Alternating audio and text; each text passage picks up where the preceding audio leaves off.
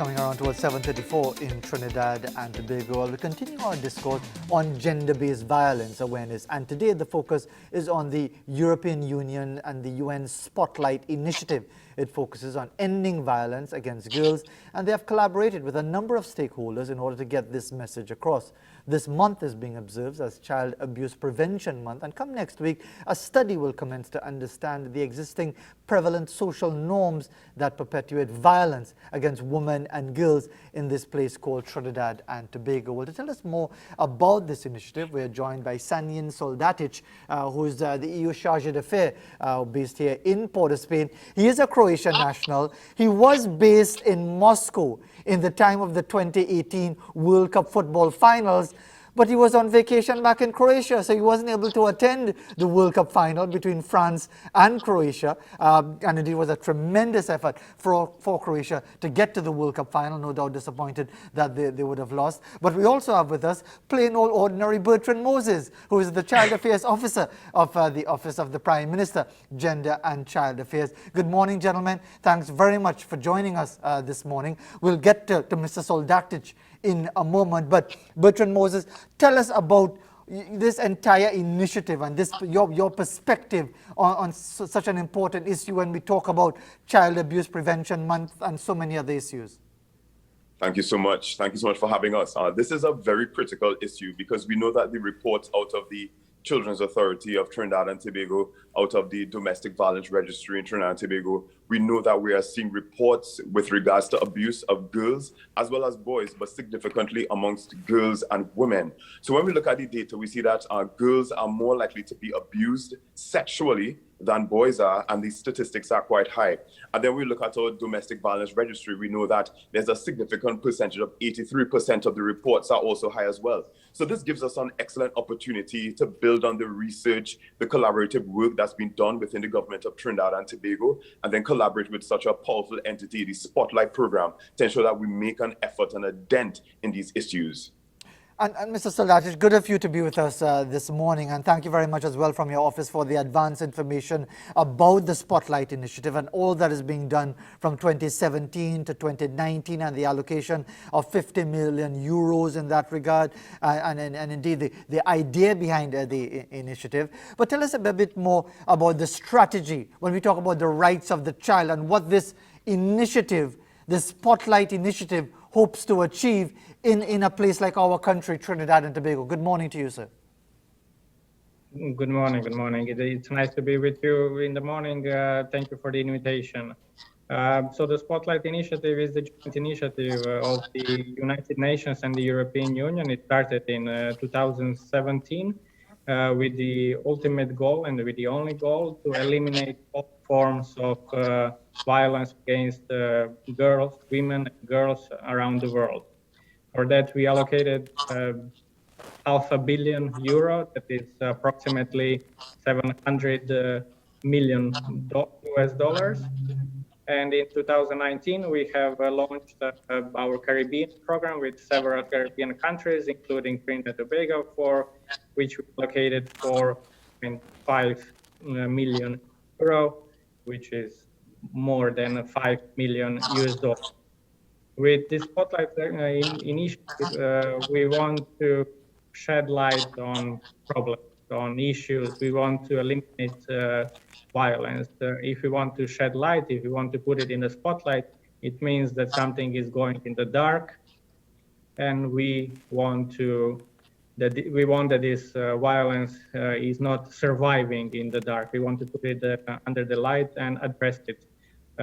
Some numbers are very alarming, and this is what we would like to achieve. We would like to make progress in the next 3 years. We will implement this project. And getting back to you, Bertrand Moses, as far as how this is actually going to work, because it's not the first time we've talked about the issue of child abuse, of the abuse of women and girls, of violence towards women and girls. It's taken a number of really terrible tragedies to bring us to a heightened level of awareness. What are you hoping for with this collaboration, with this support of the EU and the UN and other agencies? What are you hoping will come from this, Bertrand Moses? Well, there are some very clear, tangible results that we want to build on based on our data. We know that 1 in 3 girls and women experience some form of abuse in our country, Trinidad and Tobago. And as such, one of our very focused efforts really lays around the development of messages that are very clear and succinct and based on the gaps in the data and what we're seeing showing up quite often. So one of the first collaborative efforts that we've undertaken in terms of working along with Spotlight and the EU focuses on developing messages that are very clear, visually appealing and understandable to every single demographic within Trinidad and Tobago. So these efforts were critical during COVID-19, where we know that children, our girls, our boys, also women are really isolated quite often. So we developed some very clear messages, and thanks to the collaboration, we were able to distribute them on digital screens throughout Trinidad and Tobago, on platforms, on television stations, high traffic areas, within stores, so that people could see this information and that we could measure it as well in terms of the impact. We were also able to take some of the graphics and videos that were designed in this collaboration and upload them to our website, which is at opm-gca.gov.tt/childzone, where parents as well as children can go and get these resources, which are powerful. And that's critical because of the isolated times now. And so we really were looking at focusing on those who could access technology and those who couldn't. And then the next area that we really were happy to really focus on through this powerful collaboration is the development of an online course. We have a child abuse awareness course on our website, opm-gca.gov.tt/child abuse course. And the literature and the graphics and the videos that we got out of this collaboration are integrated into this in April, as we observe Child Abuse Awareness Month, so that all of our stakeholders, duty bearers according to the Children's Act of Trinidad and Tobago, individuals who are under the important factor of really ensuring that we protect our children from the neighbor to a parent, to a guardian, they are able to take these resources and learn and grow and figure out how we can protect our children in spite of the challenges that we face. And Mr. Sodalchich, I understand as well that there's been a level of collaboration with Spotlight working with the Ministry of Education here in Trinidad and Tobago. What is your own view on how that collaboration has worked? How effective has it been in getting the message across?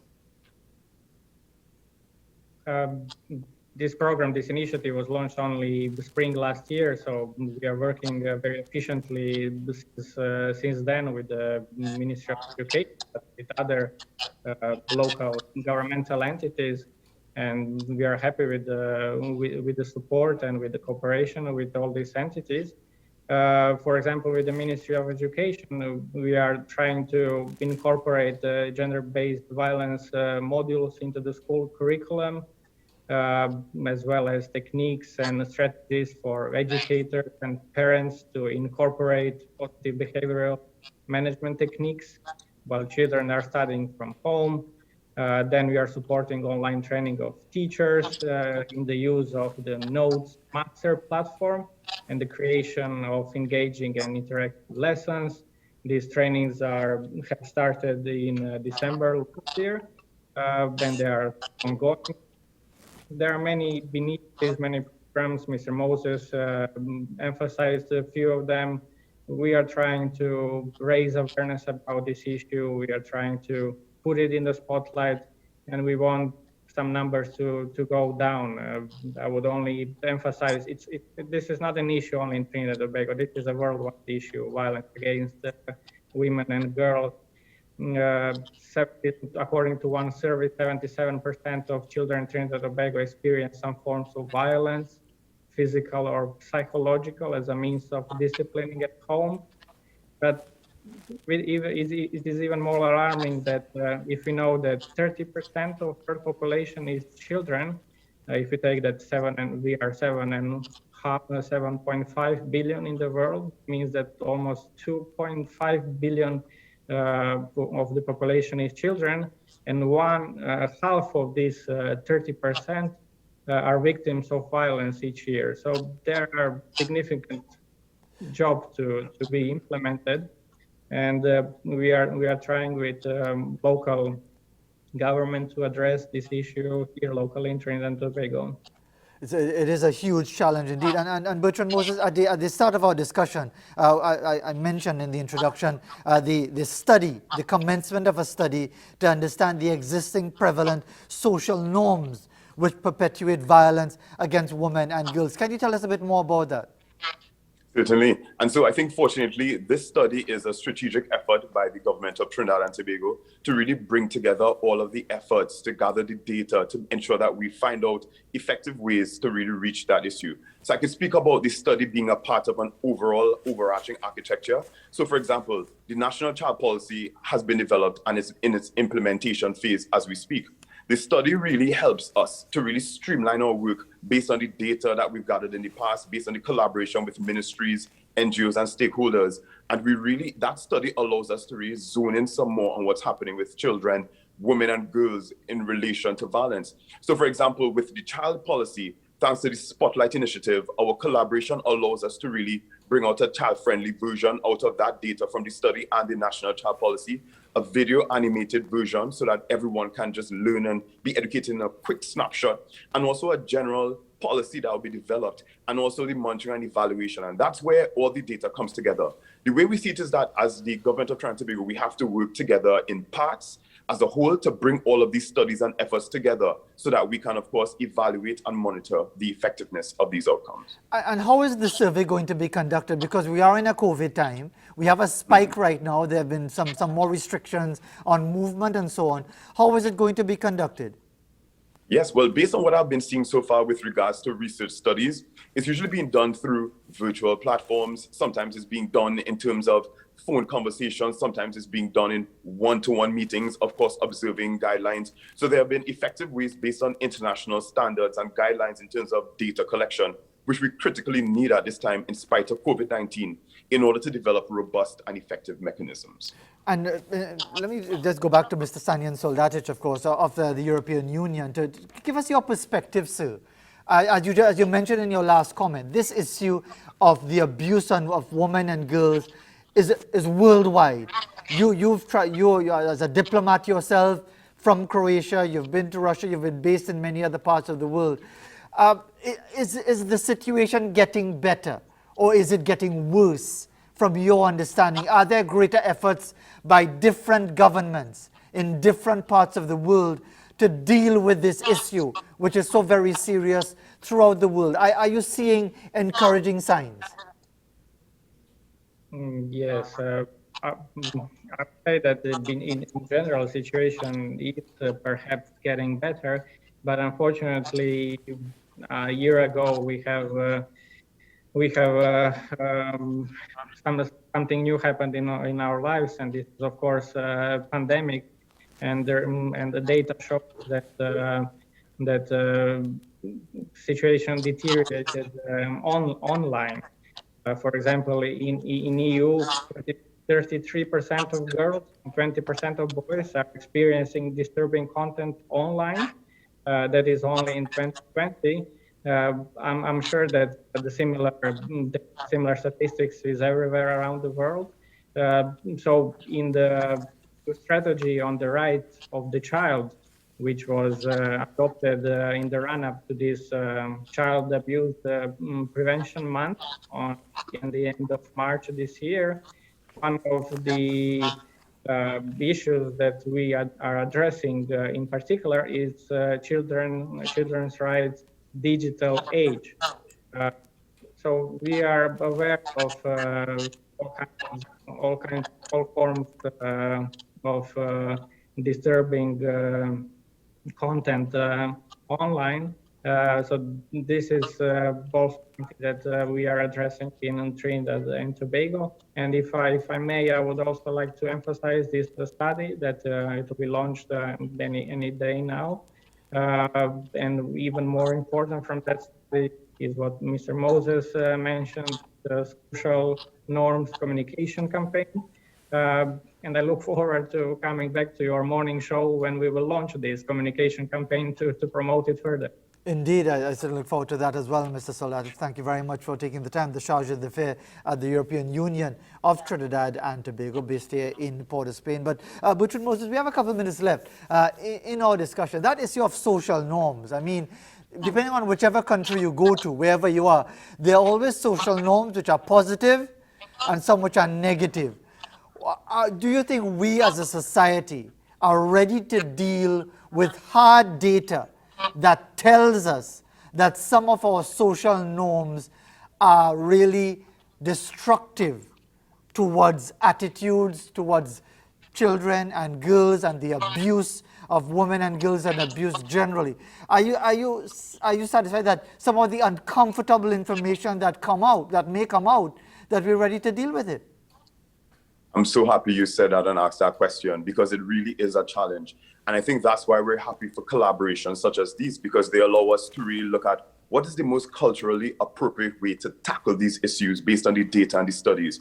So I could say, for example, in the development of the National Child Policy, we held several focus groups and consultations with hundreds and children and adults and stakeholders. And on the ground, people are saying it's time for a change. We feel that as well. We see it on social media, but there are barriers to change that. And as such, we know that there's a need for it, but we just need to ensure that we develop communication campaigns and efforts that are effective to ensure that we reach the hearts, we reach the minds, the educational component, the mind, the cerebral cortex, the thinking, the attitudes, the behaviors of women, men, boys, and girls in terms of addressing these issues.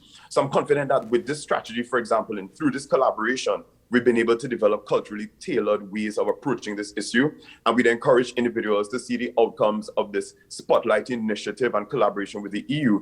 Go to our website at opm-gca.gov.tt/child zone to see some of the graphic designs and videos on the child abuse and COVID-19. And you can also take our course, of course, opm-gca.gov.tt/child abuse course. And then when you complete the course, you'll see the resources that have also come out of this collaboration, which is powerful, and it helps us to revisit who we are, why we do what we do, and how we can change. Bertrand Moses, thanks as always for taking the time on this very relevant issue, and let's look forward to that survey being rolled out and really getting the hard data that would allow our policymakers to deal effectively with what is really a worrying situation. Mr. Sanyan Soldatic of the European Union also with us as well. Thank you very much, gentlemen, for taking the time to be with us for such a worthy discussion. Well, it's time now for a commercial break, and as we go to that break, we have a couple images for you from Melanie Mejias.